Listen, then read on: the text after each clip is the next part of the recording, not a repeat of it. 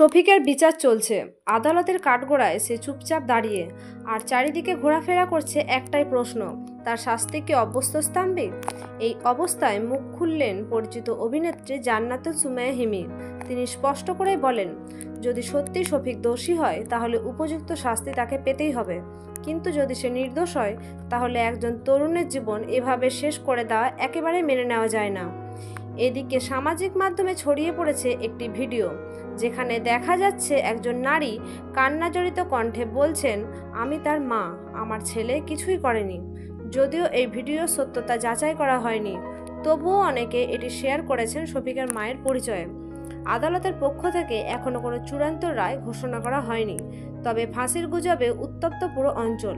অনেকেই বলেছেন বিচার হোক, তবে তা যেন সঠিক তথ্যের উপর ভিত্তি করে, কারণ যদি একজন নির্দোষের উপর দোষ চাপানো হয় তাহলে সমাজের প্রতি অবিচার হবে।